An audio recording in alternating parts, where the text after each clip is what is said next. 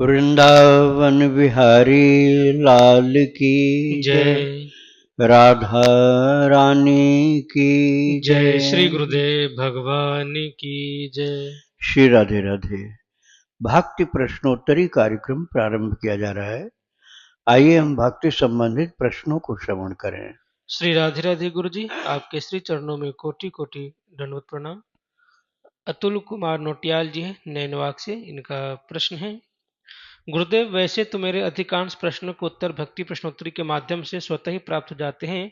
मेरा दृढ़ विश्वास है कि हमारे प्रारब्ध और वर्तमान परिस्थितियों का सदुपयोग ही हमारी भौतिक सफलता को निश्चित करता है, किंतु एक जिज्ञासा मन में बार बार उठती है। विदेशों में, विशेषकर चीन और अमेरिका जैसे देशों में, न तो धर्म कर्म पर विशेष आस्था दिखाई देती है, न ही वहाँ का खान पान या जीवन शैली शास्त्रीय दृष्टि से शुद्ध मानी जाती है। फिर भी वहाँ के लोग वैज्ञानिक, डॉक्टर और तकनीकी विशेषज्ञ के रूप में विश्व में अग्रणी क्यों हैं? क्या इस विषय में कोई उल्लेख अथवा संकेत हमारे शास्त्रों में प्राप्त होता है? क्या यह उनके पूर्व जन्मों के संस्कारों, कर्मफल सिद्धांत या दैव पुरुषार्थ के संतुलन से जुड़ा हुआ है? हाँ, आपका अनुमान जो ठीक है कुछ, और मैं उसको खुलासा करके बता रहा हूँ आपको। उनको संगति अच्छी नहीं मिली, इसलिए खान पान शुद्ध नहीं है। दूसरी बात यह है कि कुसंग में रहने के कारण अज्ञान, जो आध्यात्मिक ज्ञान है वो नहीं है, अज्ञान है आध्यात्मिक दृष्टि से, तो उनका भोजन अपवित्र है और भक्ति नहीं है। इतना तो आप मानेंगे, ये सत्य बात है। लेकिन एक चीज उनके अंदर है, वो कम जगह देखने को मिलता है।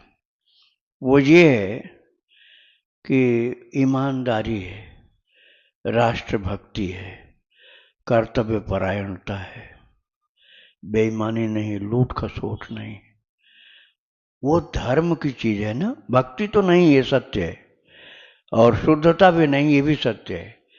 लेकिन जो हेल्पिंग नेचर है, ऑनेस्टी है और सत्यवादिता है, ये भक्ति न होने पर भी धर्म के लक्षण हैं और भक्त के भी लक्षण हैं। अब आप ये समझ लीजिए, जैसे वहाँ कुछ समय पहले की बात मैं बता रहा हूँ कि मान लो जैसे बस की सीट का कवर फटा हुआ, तो स्वयं ही यात्री अपनी सुई धागा से उसको सिल लेता था।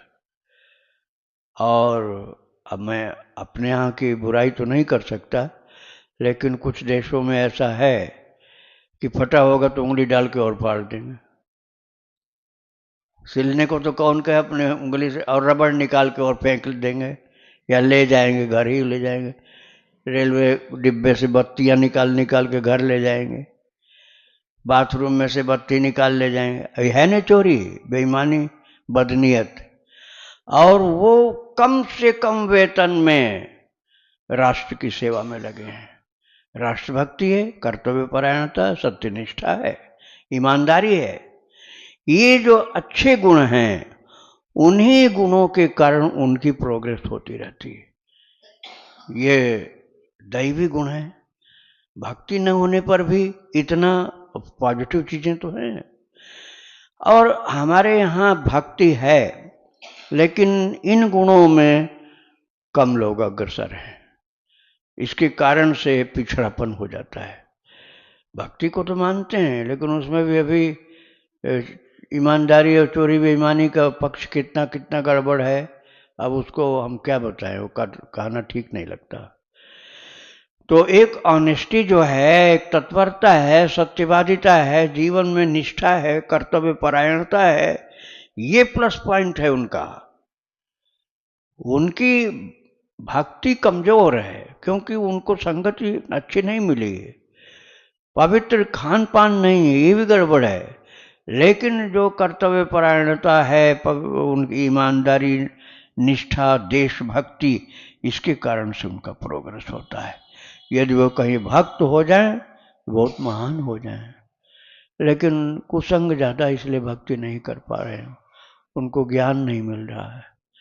अब हमारे यहाँ से कोई जाएगा भी तो चीनी भाषा में तो बताएगा नहीं, वो तो संस्कृत बोलेगा, हिंदी बोलेगा, और उसको वो समझेंगे नहीं।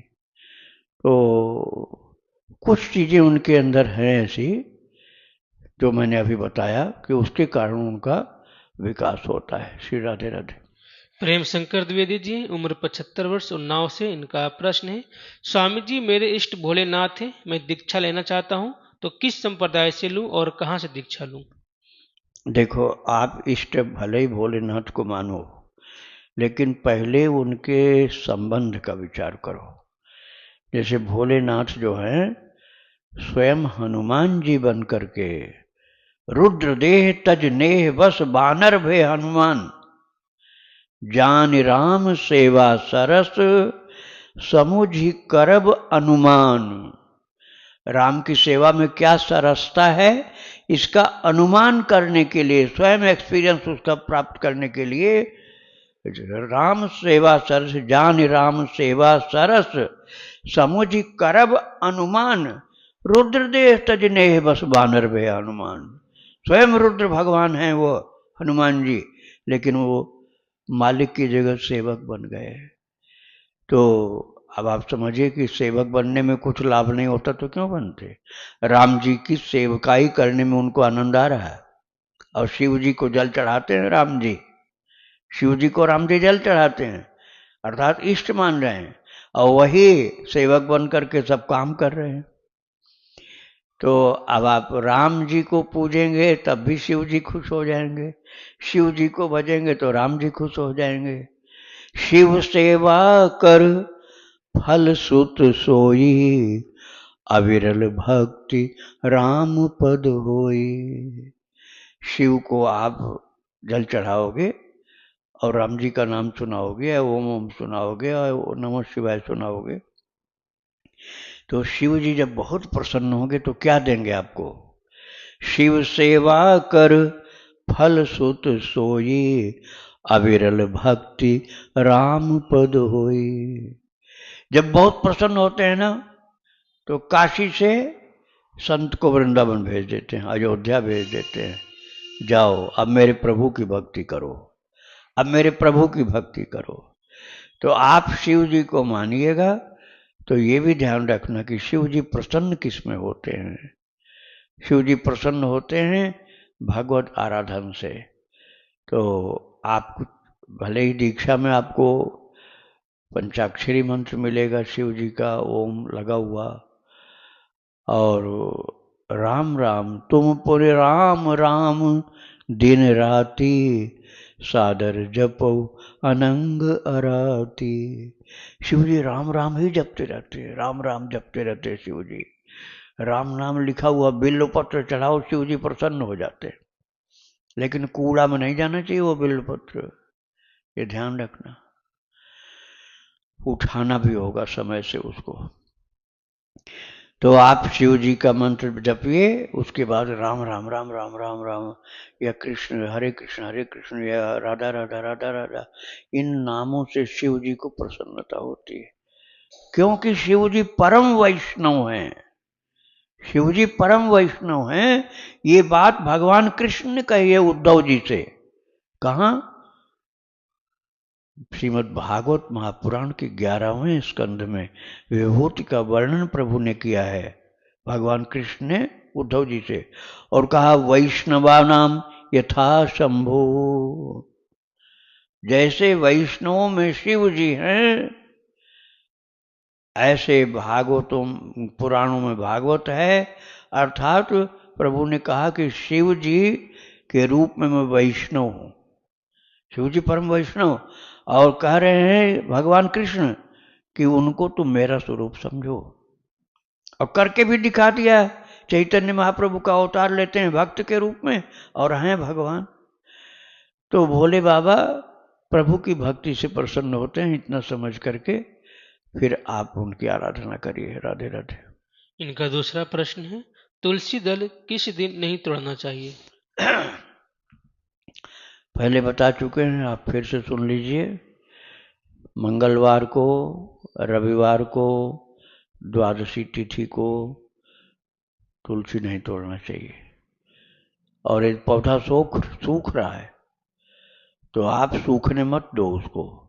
नहीं तोड़ना है तब भी जड़ से थोड़ी दूर पर जल डालो, धीरे धीरे वो जल जड़ में पहुंच जाएगा, हरा भरा हो जाएगा, सेवा हो जाएगी आपकी। राधे राधे। इनका अगला प्रश्न है, सूर्य नारायण को जो अर्घ दिया जाता है सुबह, उसका जल अगर तुलसी जी के ऊपर गिराया जाए तो क्या यह गलत हो जाएगा या सही है?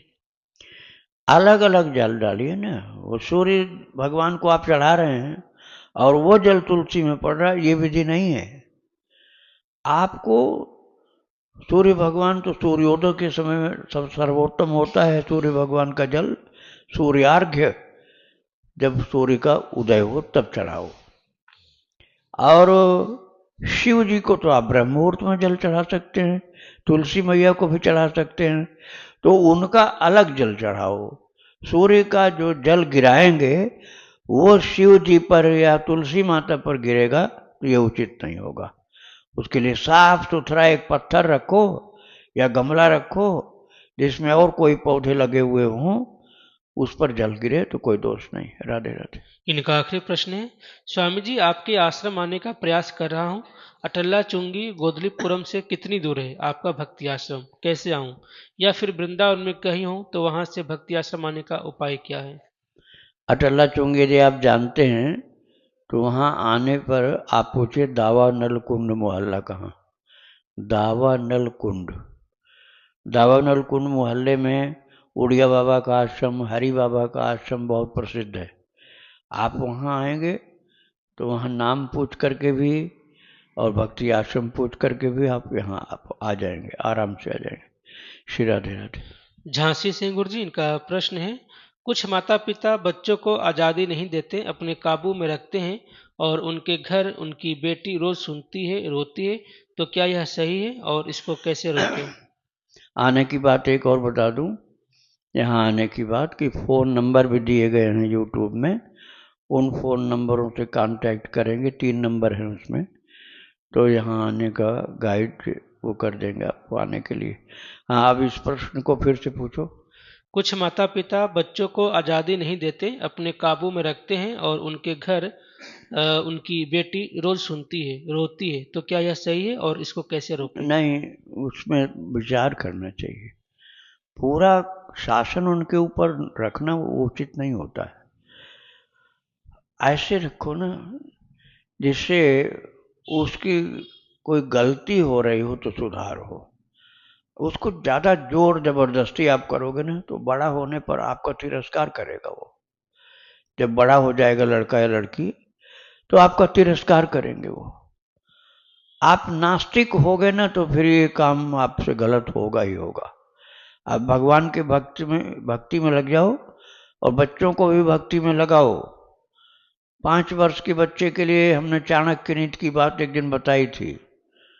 लालयेत 5 वर्षाणि 10 वर्षाणि ताडयेत प्राप्ते तु 16 वर्षे पुत्रम मित्रमिवाचरेत। लालयेत 5 वर्षाणि, 5 साल के उम्र तक बच्चे को खूब प्यार करो, कंधे पे चढ़ाओ, सिर पे चढ़ाओ, खेलो कूदो, डांटना नहीं, मारना भी नहीं, दोनों नहीं करना। और प्राप्त लालयेत 5 वर्षाणि और 10 वर्षाणि ताडयेत, उसके बाद 5 वर्ष के बाद वाले 10 वर्ष अर्थात 16 वर्ष की 15 वर्ष की उम्र तक, 6ठे वर्ष से 15वें वर्ष की समाप्ति तक। ताड़यत का मतलब है डंडा मारना नहीं, निगाह रखना, शासन में रखना। शासन में अर्थात अनुशासन में, कठोर शासन नहीं, अनुशासन अर्थात आपकी गाइडेंस चाहिए बच्चे को। नहीं तो गाली सीख लेगा वो, फिर क्या करोगे? मोहल्ले के बच्चों की गाली सीख लिया वो तो पहले उन्हीं को गाली देगा, फिर घर में भी देगा, फिर आप छुड़ा नहीं पाओगे। आप उसको अच्छी अच्छी चीज सिखाओ, चौपाई सिखाओ, रामायण की, गीता के श्लोक सुनाओ, भगवान का नाम कीर्तन सिखाओ, आप उसका लाभ भी बताओ। और गलती कर रहा है तो कुछ पहले तो उसको खाने पीने की चीज दो, और थोड़ा हल्की सी डांट लगाओ, ज़्यादा नहीं कस के डांट लगाओ। रो दे ऐसा नहीं करना, केवल सुधार होना चाहिए, रोना पीटना ये सब नहीं। तो आपको 15 वर्ष की उम्र उसकी हो जाए तब तक ये संभालना पड़ेगा। और प्राप्त तो 16 वर्षे पुत्र मित्र विवाचरेत, और जब वो पुत्र हो जाए या पुत्री हो जाए 16 साल में प्रवेश, 15 साल पूरा हो गया, 16वें में प्रवेश हुआ, तो पुत्रम मित्र विवाचरेत, अब उसको अपना मित्र मान लो। अब बेटा मान के डांट फटकार करने का टाइम खत्म हो गया। अब मित्र जैसे उसको सलाह मशवरा दो, शासन मत करो, सलाह दो कि बेटा ऐसे करने से तुम्हारी हानि होगी, बेइज्जती होगी, आगे चल के गड़बड़ हो जाएगा। प्यार से कहो, मित्र से जैसे मित्र को सलाह देते हैं। तो इस प्रकार से उसकी जरूरत के अनुसार, उसके कल्याण के लिए, उसके हित के लिए आप कंट्रोल करोगे, कठिनाई कठोरता से नहीं, मुलायम ढंग से, तो उसका भला होगा।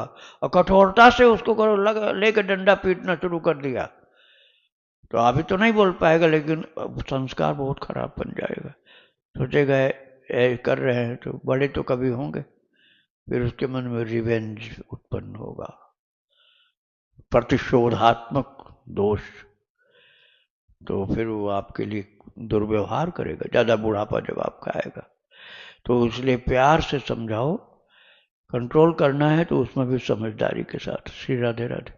सालू जी, इनका प्रश्न है, महाराज जी, कल मैंने एक प्रश्न किया था कि अपने बहन का जूठा खाने के बाद मेरा भजन रुक गया है। तो आपने बताया था कि भोजन बनाकर भगवान को भोग लगा और घर वालों को एवं अपनी बहन को खिलाओ। तो महाराज जी, मेरे घर पर नॉनवेज बनता है, तो उन्हीं पात्रों में बना भोजन भगवान को भोग कैसे लगाएं? और जिस बहन का जूठा खाया था वह अपने ससुराल पर रहती है, जिससे मैं भोग का प्रसादी नहीं खिला सकती। ठीक है, नॉन वेज जो लोग हैं खाने वाले, तब तो फिर ये अच्छा नहीं रहेगा कि उन्हीं के बर्तन में पकाओ, बहुत अपवित्र हो जाता है वो तो। पूरा समझ लो एक प्रकार से बूचड़ खाना है वो, उनका रसोई घर जो है बूचड़ खाना है, या राक्षस का भोजन बनता है ऐसा मानो। वहाँ उनके भगोने में, उनके पात्रों में पकाना और फिर भगवान को भोग लगाना एकदम अनर्थकारी हो जाएगा, ये कभी करना ही नहीं। आप अपना भगवान का रसोई घर अलग रखो या बर्तन अलग रखो, और उन लोगों के साथ खान पान का व्यवहार मत रखो बिल्कुल। राधे राधे। इनका दूसरा प्रश्न है, महाराज जी, जैसे कोई अच्छी खाने की चीज को देखकर मुंह में पानी आ जाता है, उसी तरह नाम जप करने से मेरे मुंह में पूरा दिन पानी आता रहता है। क्या यह नाम जप के कारण है या फिर स्वास्थ्य में कोई समस्या होने का संकेत है? नहीं, कोई समस्या नहीं है। आपको मन में कोई अच्छा अनुभव होता होगा, मिठास लगती होगी, नाम का स्वाद आता होगा, मिठास आती होगी, तो पानी आना नेचुरल है, उससे कोई हानि नहीं हो रही है। अरे जो शेष भगवान को होता है ऐसा। आपकी बात सुनकर मुझे याद आ गई ये बात। शेष भगवान निरंतर प्रभु का नाम जपते और नए नए नाम जो कहीं मिलते नहीं, ऐसे ऐसे नाम शेष भगवान जपते हैं, शेषनाग। और उनको नाम जपने की इतनी धुन लगी है कि वो लार जो गिरती है ना उनके मुंह से, जैसे आपके बता रहे हो, तो उसको अंदर निगलने के लिए थोड़ा टाइम तो रुकना पड़ेगा ना, तो वो नहीं रुकते हैं कि गिरे तो गिरती रहे लार, मैं लगातार जप करूंगा। तो उनके मुंह से वो जो लार गिरती शेषनाग भगवान के, वो एक गंगा जैसी पवित्र नदी होकर बहती है। तो आप समझिए, ये शेषनाग भगवान को भी नाम जप के लगातार जो धुन चढ़ी रहती है उससे लार उत्पन्न होती है, कोई बीमारी नहीं। श्री राधे राधे। जीनू गर्ग जी, इनका प्रश्न है, गीत गोविंद को मोबाइल में चलाकर उसका भाव हृदय में रखकर क्या उसे भगवान श्री कृष्ण को सुना सकते मानसिक रूप से? उसके साथ साथ आपको भी पढ़ना पड़ेगा, क्योंकि आप नहीं पढ़ोगे तो आपके पाठ का फल आपको नहीं मिल सकता है। जैसे मान लो आप काउंटर की बात कल मैं बता रहा था, कि काउंटर जो जिससे जप करते हैं, अब वो जप कौन करता? तुम करते हो कि काउंटर करता है? तुम करते हो ना, आप करते हैं जप। तो काउंटर से जपने में कोई हानि नहीं, क्योंकि जप तो आप कर रहे हैं। और आप जप नहीं करो और काउंटर को केवल खुट खुट खुट खुट दबाते रहो, तो आपको क्या लाभ मिलेगा? कुछ लाभ नहीं है। जैसे कोई सिलाई मशीन चला रहा है, ऐसे कर रहे हो, कोई जप नहीं उसमें होगा। काउंटर तो जड़ पदार्थ है, वो तो केवल काउंटिंग करता है कि आप जप कितना किए। ऐसे ही मशीन जो है पाठ कर रही है, तो मशीन तो एक मशीन वाला काम कर रही है। वो भगवान को सुनने के लिए कहा है कि भगवान जानते हैं, तो जड़ जो है अपना कार्य कर रहा है, चेतन जीवात्मा तो कुछ कर ही नहीं रहा। तो चेतन जीवात्मा का पाठ करना आवश्यक है, भले ही उसमें हेल्प ले लो उससे, मशीन से, अर्थात मोबाइल से सहयोग ले सकते हो, लेकिन उसके साथ साथ आपको भी पाठ करना होगा, तब उसका लाभ मिलेगा आपको। श्री राधे राधे। प्रश्न है गुरुजी, गुरुदेव स्वप्न में आपको देखा एक दिन और आपकी आवाज के बाद गोल्डन कलर का षटकोण देखा, इसका क्या मतलब है? ये तो भगवान को ठीक ठीक पता रहता है और किसी को नहीं मालूम रहता है, लेकिन आपकी श्रद्धा यदि कुछ होगी तो हो सकता है आपको लाभ मिल जाए, लेकिन ये भगवान की जानकारी, भगवान का प्राइवेट सब्जेक्ट है ये, इसे मनुष्य को नहीं पता रहता है। श्री राधे राधे। इनका दूसरा प्रश्न है, मैंने 3 साल पहले अद्वैत मठ से दीक्षा ली थी, बहुत अनुभूतियां भी हुई। नाम दीक्षा लेने के 2 दिन बाद से ही फिर कुछ समय बाद जो सोचती थी वह सब सच हो जाता था। फिर एक दिन श्रीहरि का नाम लिखा हुआ देखा गुरुद्वारे में, मुझे लगा श्रीहरि के बिना मैं नहीं रह सकती। एंजाइटी डिप्रेशन हो गया। 1 साल दवाई चली, फिर श्रीहरि ने कृपा की। मंदबुद्धि जीव हूँ, पता नहीं कितना बताना चाहिए। फिर गर्मी की छुट्टी में इस शरीर के पति के साथ आउट ऑफ स्टेशन गई। उसके बाद से ना जाने अब क्यों भजन नहीं होता। क्या मैं वैष्णव संप्रदाय में दीक्षा ले सकती हूँ? आप दीक्षा ले सकते हैं वैष्णव संप्रदाय में, और उसकी पात्रता के लिए भक्त चरितावली श्रवण करना बहुत आवश्यक होता है। भाव की उत्पत्ति हो जाती है। भक्त चरितावली श्रवण करने से, भगवान के भक्तों संतों का चरित्र श्रवण करने से भाव उत्पादन होता है, पात्रता हृदय में आ जाती है, स्नेह का अंकुरण हो जाता है। और इसके साथ साथ नाम लेखन भी करो रेडिंग से। तो यदि भक्ति आश्रम में लेने दीक्षा, तो भक्त चरितावली के साथ साथ आपको 1 लाख सीताराम भी लिखना होगा। सीताराम की जगह आप राधे श्याम भी लिख सकते हैं। और कहीं दीक्षा लेना है तो वहाँ के नियम का आपको पता करना होगा। भक्त चरितावली तो कहीं भी दीक्षा लो, हर जगह के लिए परम उपयोगी। श्री राधे राधे। दिल्ली सिंह गुरु जी, इनका प्रश्न है, हम जो भी जीवन में कर रहे हैं या हो रहा है, यह प्रारब्धवश है या मैं इसे कर रही हूँ, इसका आभास या वास्तविक अनुभव कैसे हो? कैसे पता चले कि जो हो रहा है वह प्रारब्धवश ही है? ऐसा नहीं है, प्रारब्धवश जो सब होता है तो का पुरुषार्थ कौन करने आएगा फिर? अरे सब प्रारब्ध से ही होगा, तो उपदेश का उपयोग किस काम में आएगा? हम कह रहे हैं कि तुम इतनी माला जप करो, इतनी देर भक्त चरित्र सुनो, इतनी देर ध्यान करो, इतनी देर संतों की गौ माता की सेवा करो। मान लो इनमें से कुछ आप शुरू कर दिए। अब आप कहोगे कि हम क्यों करें, प्रारब्ध होगा तो हो जाएगा, तो सुनने का लाभ क्या हुआ? हमने कहा कि इतना जप करो, आप कहते हो हम क्यों करेंगे, हमारा प्रारब्ध होगा तो हो जाएगा। तो ये ना समझिए, प्रारब्ध होता है जो, उसकी भी सीमाएं होती हैं, वो आपकी अभिरुचि में आता है, लेकिन उसमें आपको लगना पड़ेगा। जैसे किसी का प्रारब्ध है कि ये बिजनेस माइंड का होगा, या सिंगर होगा, या पोएट होगा, राइटर होगा, पेंटर होगा, ये किसान होगा, खेती करने वाला होगा। तो ये है प्रारब्ध की बात। लेकिन अब उसमें आपको अपना प्रोग्रेस करने के लिए तो लगना पड़ेगा ना। अब आप कहोगे हाँ ये प्रारब्ध में है, अच्छा लगता है, लेकिन कहोगे नहीं हम करेंगे नहीं, तो प्रारब्ध होने पर भी उसका सदुपयोग आप नहीं कर पाए। प्रारब्ध आपको गाइड कर रहा था कि आप इस काम में लगो, और रुचि भी थी, आप लग सकते थे, लेकिन आपने आलस से बस उस काम को नहीं किया, तो प्रारब्ध अच्छा होने पर भी वो ब्लंट कर दिया आपने, उसका मिस यूज कर दिया या यूज ही नहीं किया, तो फिर वो ज्यों का त्यों रह गया। एक डेवलपमेंट करने का, पुरुषार्थ प्राप्त करने का आपका राइट है, वो प्रारब्ध की बात नहीं होती। प्रारब्ध केवल आपको आगे बढ़ाने में सहयोगी होता है। यदि आपका प्रारब्ध विपरीत है तो बाधक बनेगा। जैसे मान लो किसी को नौकरी करने का प्रारब्ध है, अब वो मानता ही नहीं, हम नहीं नौकरी नहीं करेंगे, हम तो बिजनेस ही करेंगे। अब बिजनेस में वो मार खाता रहेगा, बिजनेस में मार खाता रहेगा, क्योंकि उसका प्रारब्ध बिजनेस वाला नहीं है, नौकरी वाला। इस तरह से समझिए आप। तो आप प्रारब्ध को मिसयूज नहीं करिए, उसका सदुपयोग करिए। श्री राधे राधे।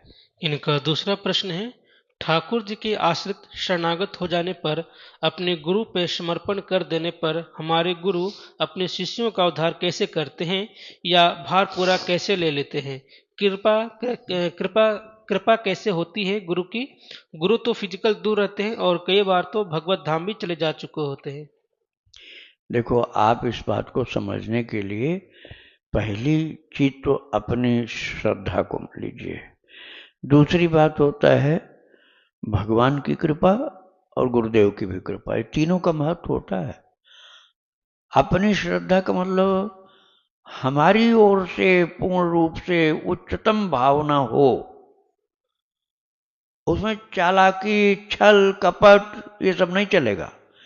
निर्मल मन जन सो मोहि पावा, एकदम निर्मलता के साथ, बिना कपट छल चालाकी के आप गुरु के भक्त बन जाओ। आप सच्चा इस बात को मानो, इसमें मैं किसी के फायदे के लिए नहीं कर रहा हूं, शिष्य को लाभ हो उस भावना से करो। आप गुरु के भक्त बन जाओ। क्यों बन जाओ? क्योंकि भगवान स्वयं इस मान्यता को स्वीकार करते हैं। गीता में भी, रामायण में भी, भागवत में भी वाल्मीकि जी कहते हैं तुमते अधिक गुरु ही जी जानी, सकल भाई से वही सनमानी। भगवान से कहा है वाल्मीकि जी ने कि हे प्रभु, जो आपसे ज्यादा अपने गुरु को, आपसे मतलब भगवान से ज्यादा अपने गुरु को मानते हैं, तुमते अधिक गुरु ही जी जानी, सकल भाई से वही सन्मानी, तिनके हृदय सदन सुखदायक, बसहु बंधु सह रघुनायक। तो ये भगवान से वाल्मीकि जी ने कहा ऐसे गुरु भक्त के हृदय में, उसके जीवन में आप सदा उपस्थित रहो। तो आपकी श्रद्धा ये जो, इसमें दूसरे की जरूरत नहीं, आपकी ही जरूरत है। आपकी श्रद्धा आप ही को ठीक करनी पड़ेगी। अब दूसरी बात रही कि आप गुरु भक्त हो तो दीक्षा लेने की पहले वाली बात मैं बता रहा हूं। आप ये देखो कि गुरु महाराज दूसरे मार्ग के तो नहीं है, आप भक्ति मार्ग के हो, और वो बार बार ऐसा बोलते हैं अरे नहीं भक्ति से कुछ नहीं होता, तो फिर गलत हो गया। अब वो ऐसे कोई मार्ग के हैं जहां वो कहते हैं कि वाम मार्ग जैसे होता है ना, वाम मार्ग, कि ये चढ़ाओ, ये बलि करो, ये करो, वो करो, शराब चढ़ाओ, मुर्गा काटो, ऐसे गुरुजी आपको मिल गए, तो अब आप मन तो वहां आपका लगेगा ही नहीं, उनकी बात को कैसे मानोगे? और उचित भी है कि न माना जाए, तो ये भी गड़बड़ी नहीं होनी चाहिए। गुरु उसी मार्ग के हों जो भगवत भक्ति का मार्ग है, ठीक है। अब भगवान के ऊपर अपना प्रेम आप रखो तो तीनों मिलकर काम करेंगे। तीनों मिलकर, आपकी श्रद्धा, आपके गुरुदेव की भक्ति और तीसरी बात है ठाकुर जी की कृपा। तो आपको अपनी श्रद्धा ठीक रखनी है, दीक्षा के पहले भक्ति मार्ग के गुरुदेव का वर्ण करना है और भगवान से बहुत प्रेम करना है। तो आपको साक्षात गुरु महाराज के रूप में स्वयं भगवान ही आकर असंभव को संभव करके दिखा देंगे। आप समझोगे हमारे गुरु जी कर रहे हैं और कर रहे होंगे भगवान। बहुत बाद में कभी पता चलेगा कि गुरुदेव तो वहां थे नहीं, निश्चित ही हमारे ठाकुर जी आए थे और गुरु का रूप धारण करके ये सब कार्य कर गए। तो अपनी श्रद्धा ठीक करो, भगवान से प्रेम करो और भगवान की प्राप्ति कराने वाले गुरुदेव को वर्ण करो। श्री राधे राधे। राधे राधे गुरु जी। राधे। मेरा नाम आशुतोष गौतम है। मैं बैंगलोर से आ रहा हूँ। ठीक। महाराज जी, मेरा प्रश्न श्री वृंदावन धाम की महिमा के ऊपर है। श्री वृंदावन धाम की महिमा के ऊपर। ठीक ठीक। तो महाराज जी, ऐसे सत्संग में, आपके सत्संग में भी और अनेक सत्संगों में सुना है कि जो व्यक्ति वृंदावन धाम में शरीर छोड़ता है तो उसको परम पद की प्राप्ति होती है। फिर चाहे उसके प्रीवियस लाइफ, पहले की लाइफ में उसने भजन इतना पर्याप्त चाहे ना किया हो, लेकिन अगर वृंदावन में उसका शरीर छूटा तो उसको परम पद की प्राप्ति होती है। तो क्या यह महिमा सिर्फ ये इस वृंदावन धाम तक ही सीमित है, या ये बरसाना और गिरिराज जी और नंदगांव आदि व्रत 84 कोस के जो स्थल हैं इन पे भी लागू है? कृपा करके। हाँ ठीक। ये वृंदावन का तात्पर्य संपूर्ण ब्रजमंडल से है, संपूर्ण 84 कोस ब्रजमंडल, जिसमें सभी वन, ब्रज के वन आते हैं, उपवन भी आते हैं, और जितने कुंड हैं, सरोवर हैं, तीर्थ जितने हैं, जैसे नंदगांव, बरसाना, गोवर्धन, गोकुल, महावन और बेलवन, भांडीर वन, ये सब जितने हैं ना तीर्थ ब्रज के अंदर, ये सब उसी के अंतर्गत आते हैं। लेकिन ये बात जो है उसमें थोड़ा सा सुधार के आपको समझना होगा। मैंने धर्म माता का चरित्र सुनाया है 43 पार्ट्स में। धर्म माता का चरित्र 43 पार्ट्स में सुनाया, बड़ा सुनने लायक, बड़ा प्रिय है, बहुत सच्ची गोपी भाव की भक्ति उनकी। उनको कन्हैया ने बताया था, लाहौर में जन्म हुआ था उनका, और उनको भगवान कृष्ण ने बताया था कि राधा रानी की जो जन्मभूमि है रावल गांव, बरसाना नहीं, रावल। बरसाना तो लीला भूमि है उनकी। और बचपन में जैसे गोकुल में थे कृष्ण, ऐसे राधा रानी रावल में थी, गोकुल के पास में। बाद में राधा रानी बरसाना पहुंच गई परिवार सहित और कृष्ण पहुंच गए नंदगांव। एकदम छोटेपन में ही रहे अपने जन्मभूमि पर, और बाद में रहे बरसाना नंदगांव में। तो रावल जो स्थान है वहीं पर धर्म माता का ससुराल थी। धर्म माता की ससुराल लगभग 100 वर्ष के ऊपर की बात है, वहां पर ससुराल थी। अब देखो, मैं किसी रीति रिवाज को बल देने के लिए नहीं कर रहा हूं, आप सावधान रहिए। मैं धर्म माता के पिछले जन्म की बात बता रहा हूं, सुना चुका हूं चर्चावली में। तो वहां वो 16 वर्ष की उम्र में विधवा हो गई थी। और उस समय की, आज के लिए मैं नहीं कर रहा हूं कि ऐसा उचित है, हाँ सावधान कर रहा हूं, उस समय रीति रिवाज ऐसी थी कि कोई चाहे तो सती हो सकती थी।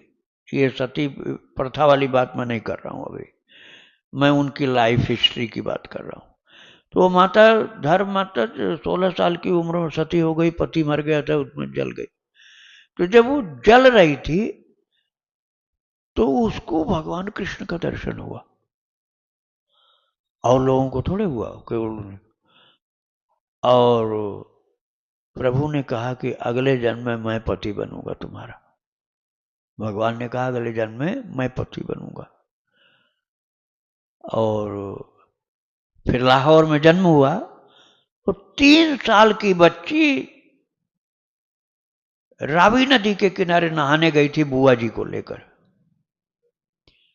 और वहां उसने कहा कृष्ण आ गए। किशन, किशन बोलते हैं पंजाबी लोग, किशन बोलते हैं।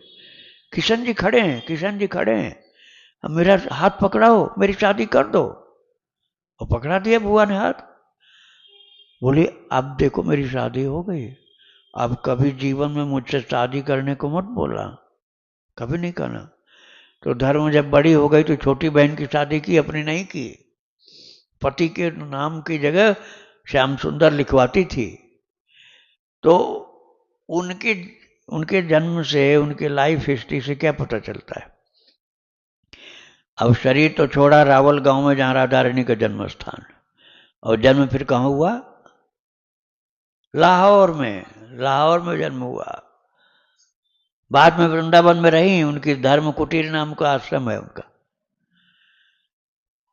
तो इसका मतलब ये हुआ कि ब्रज में शरीर छोड़ने पर नरक नहीं जाता है, नरक नहीं जाता है, ये पक्की बात है। दूसरी बात यह है कि वो मोक्ष मार्ग का अनुयायी हो जाता है, भक्ति मार्ग का पथिक हो जाता है, भक्ति पथ का पथिक हो जाता है, वापस नहीं आता, वो आगे बढ़ता है। मान लो इस जन्म में भगवत भक्ति में भगवत धाम की प्राप्ति नहीं हुई तो अगले जन्म में होगी। जन्म अब बताओ, रावल से उसका जन्म हो गया लाहौर में, धर्म माता का, तो बाहर भी जाना पड़ता। ठाकुर जी का विधान अपार है, कोई नहीं जान सकता पूरा। तो भगवत भक्ति या भगवत धाम की प्राप्ति यदि नहीं भी होगी तो अगले जन्म में उसी मार्ग पर ठाकुर जी आगे बढ़ा देंगे आपको। श्री राधे राधे। गुरुजी द्वारा दिया गया नाम और बिना खुद का चयन किए गए नाम में क्या अंतर है? क्या खुद का चयन किया गया नाम जप रहे हैं और लेकिन दीक्षा नहीं हो पाती, हाँ, तो फिर उस साधक की कैसी क्या हाँ गति मैं होती है? बता रहा हूँ।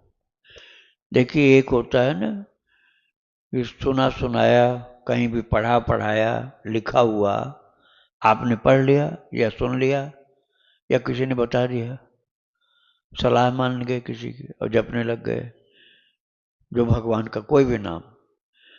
और दूसरा ये होता है कि आपने दीक्षा लिया, और दीक्षा में भी कई साल आपको तैयारी करनी पड़ी, तो वहां की वैल्यू समझ में आती है। रास्ते चलते को दीक्षा देने वाले को आप कुछ नहीं मानोगे, बहुत कम लोग हैं जो माने।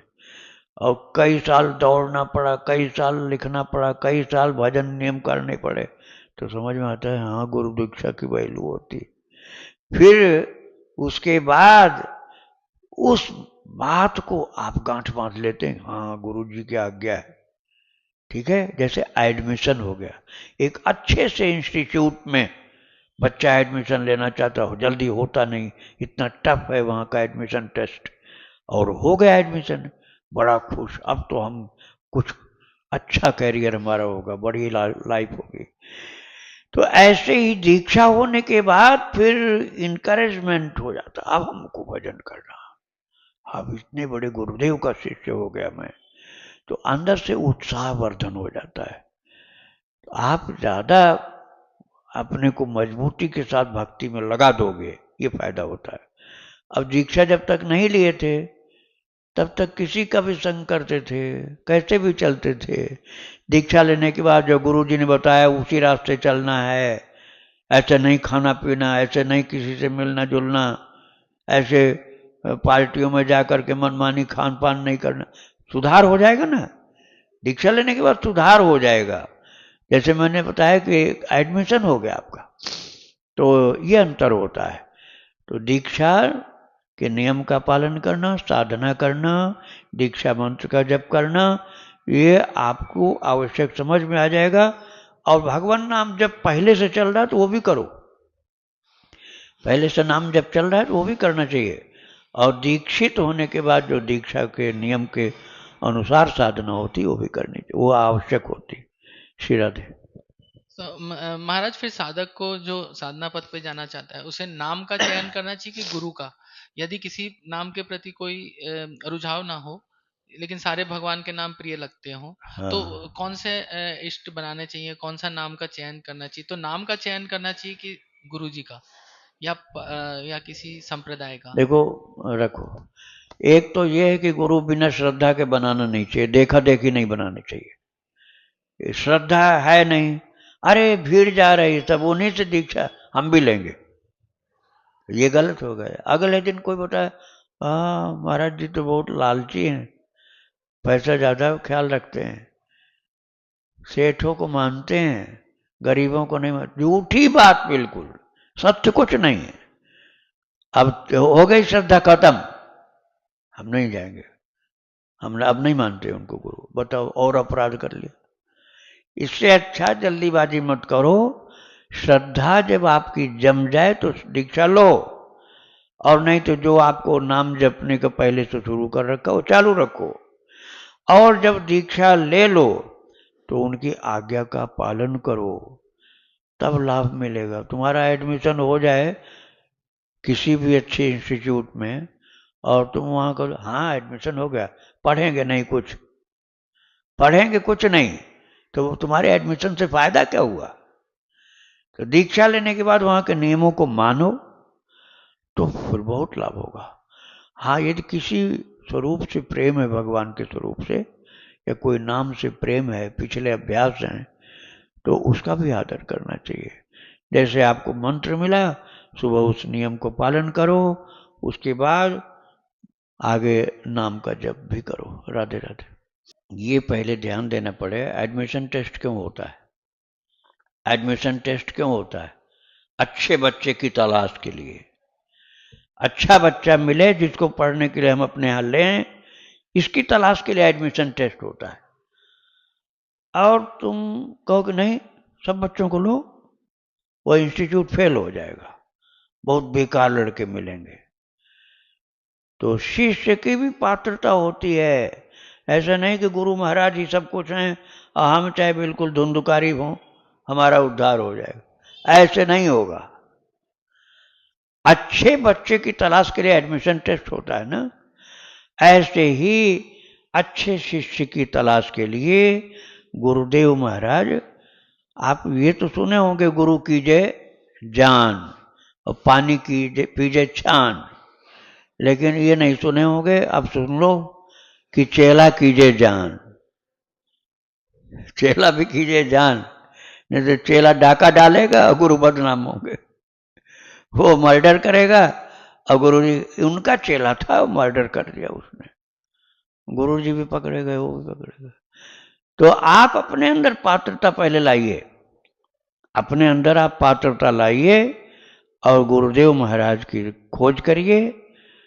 यदि आपके अंदर भक्ति होगी, श्रद्धा होगी, तो आपको खोज नहीं करना पड़ेगा, ठाकुर जी ही गुरु के पास पहुंचा देंगे या गुरुदेव को आपके पास पहुंचा देंगे।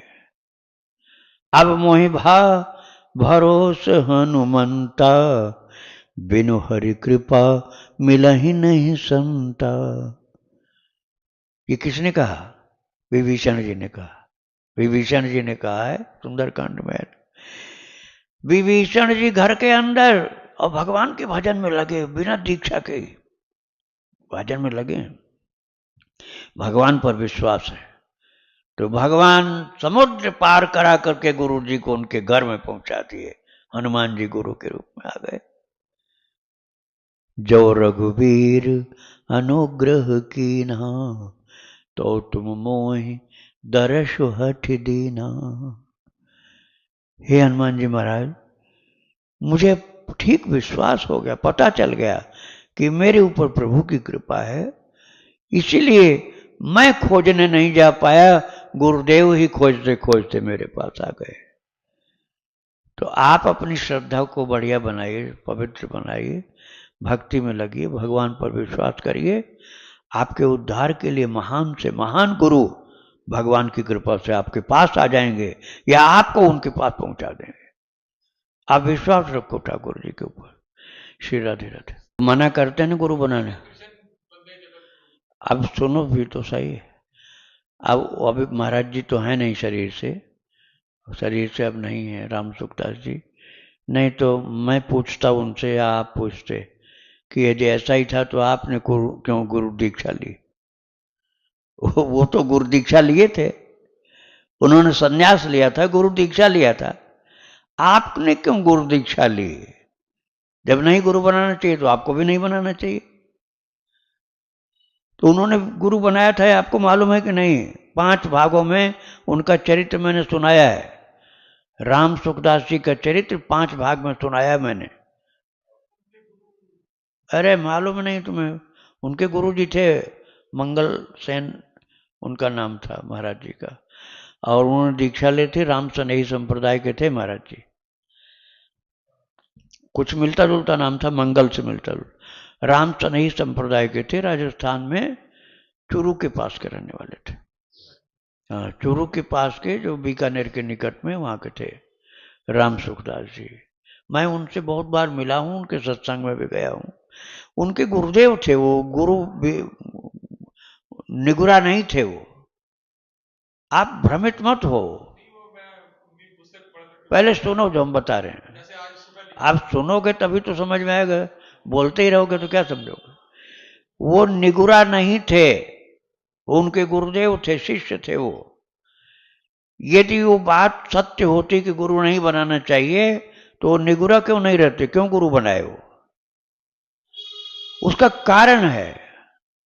कारण ये है कि महाराज जी समझते थे कि जो अंधाधुंध भीड़ चलती है, चेलों की भीड़, और गुरु जी महाराज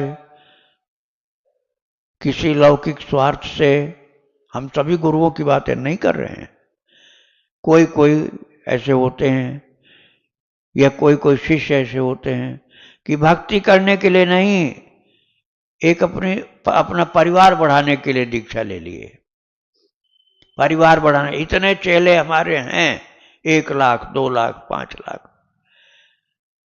अब उन्होंने इसलिए दीक्षा दी, और उन्होंने कहा कि हमारा नाम हो जाएगा कि ये भी इनके शिष्य हैं, इसलिए दीक्षा ले ली, भक्ति नहीं करनी। तो ऐसे लोगों को लक्ष्य करके श्री राम सुखदास जी ने कहा था कि ऐसे दीक्षा मत लो, इससे अच्छा तुम भगवान को गुरु मान लो। हाँ, ऐसे लोगों को लक्ष्य करके कहा। ऐसा नहीं कह सकते हैं राम सुखदास जी कि गुरु परंपरा गलत होती है, ये नहीं कह सकते हैं। अरे खुद उनके गुरु थे, उनके गुरुदेव के भी गुरु थे, और जयदयाल गोविंद का सेठ जी को भी गुरु मानते थे वो। राम सुखदास जी के दीक्षा गुरु अलग थे, और जयदयाल सेठ गोविंदका जी को भी वो गुरु मानते थे। तो खुद वो शिष्य थे, तो ऐसा कैसे कह देंगे?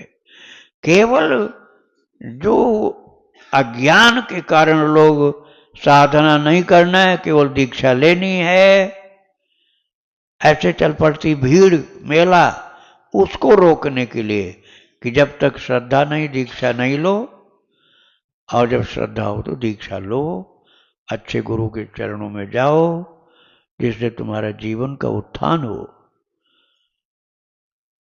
नाभादास जी भक्तमाल जैसे महान ग्रंथ में लिखे हैं, भक्त भक्ति भगवंत गुरु चतुर नाम वपु एक, तिनके पद वंदन किए नाशत विघ्न अनेक। नाभादास जी महाराज कोई साधारण ब्रह्मा के अवतार थे।